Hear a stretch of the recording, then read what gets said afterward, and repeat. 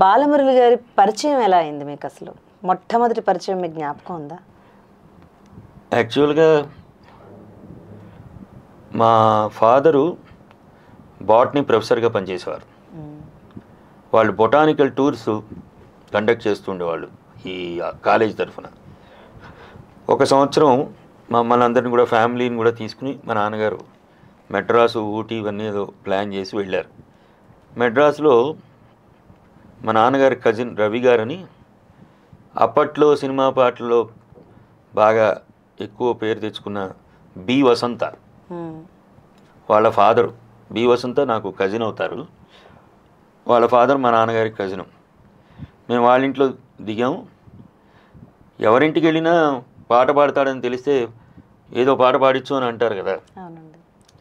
సరే, నేను మా గురువుగారు రాసిన కీర్తన అంతకుముందు ఎవరు పాడమన్నా భలే మంచి రోజు ఇట్లాంటి పాటలు పాడేవాడు. తర్వాత ఈ బాలమురళి గారి సంగీతం విన్న తర్వాత ఆయన కీర్తనలు ప్రాక్టీస్ చేసి ఎవరు పాడమన్నా ఆ కీర్తనలు పాడేవాడు. ఆ ఏదో ఆయన చెప్పంగానే మహాదేవ సూత మహం ప్రణమామి, మహాదేవ సూత మహం ప్రణమామి ఈ కీర్తన పాడి వినిపిస్తే వెంటనే ఆయన, మా పెద్దనాన్నగారు, ఒరే వీడి గొంతు చాలా బాగుంది, మనం బాలమురళి గారికి ఎందుకు వినిపించకూడదు వీడి గొంతు అని ఆయనకి వెంటనే ఫోన్ చేసి ఆయన దగ్గర అపాయింట్మెంట్ తీసుకున్నారు. అప్పుడు ఆయన చాలా బిజీగా ఉన్నారు. ఈ తమిళనాడు ఆస్థాన విద్వాంసుడిగా చేయడం, ఆయన్ని మ్యూజిక్ అకాడమీ వాళ్ళు ఆయన్ని సంగీత కళానిధిగా చేయడం, ఈ రెండు కూడా అప్పుడే జరిగాయి. 1978, 79 గుర్తులు అట్లా. సరే, వాళ్ళ ఇంటికి వెళ్ళాం. రాత్రి 8ంటికి రమ్మన్నారు. నన్ను కూర్చోబెట్టి పాడమన్నారు. ఈ మహాదేవసుత మహమే పాడాను. పాడితే బాగుంది అనలేదు, బాగాలేదు అనలేదు. ఎక్కడ నేర్చుకున్నావు ఇది అని అడిగారు. క్యాసెట్ విని నేర్చుకున్నానండి అని చెప్పారు. సరే అయితే మళ్ళీ కలుద్దాం అని సరే మమ్మల్ని పంపించేశారు. నా అదృష్టవశాత్తు ఆ నెక్స్ట్ ఇయర్ ఆయన బందర్ వచ్చారు, మా ఊరు మచిలీపట్నం. అక్కడ త్యాగరాజ సంగీత విద్యాపీఠం అని మా మొట్టమొదటి గురువు గారు ఒక సంస్థని నెలకొల్పి అక్కడ పాఠాలు చెప్పడం, కార్యక్రమాలు చేయడం జరుగుతూ ఉండేది. త్యాగరాజ జయంతికి బాలమురళీకృష్ణ గారి కచేరీ పెట్టారు. ముందు రోజున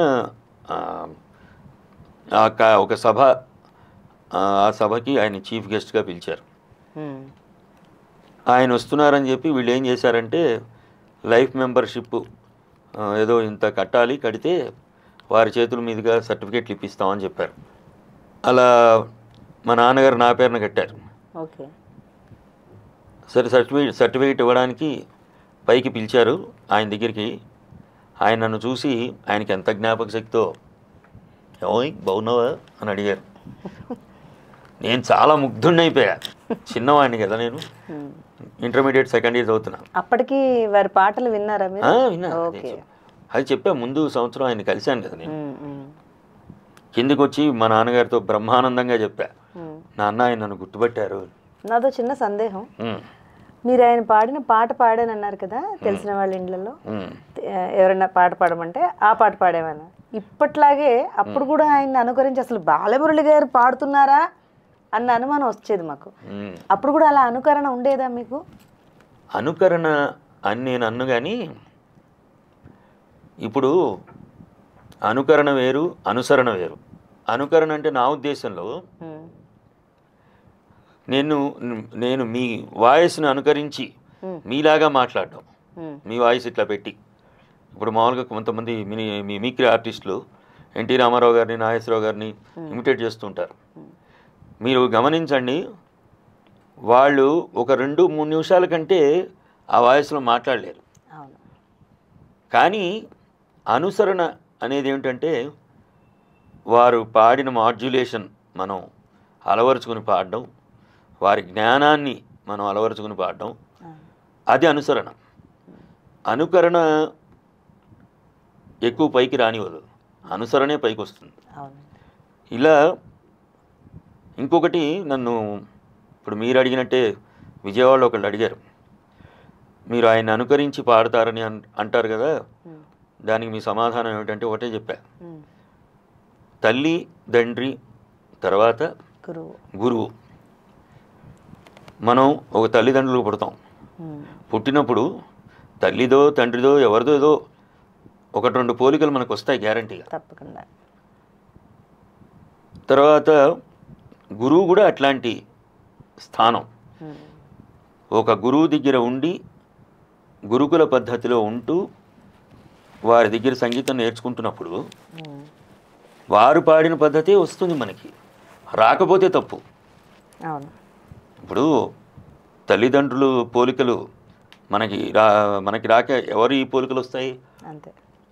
అలా గురువు గారి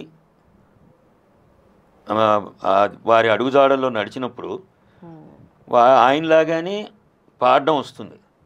ఆ పాడడం ఒకటే కాదు, ఆయన జ్ఞానాన్ని కూడా అనుసరించాలి. అప్పుడే మనం సంగీతంలో పైకి రాగలుగుతాం.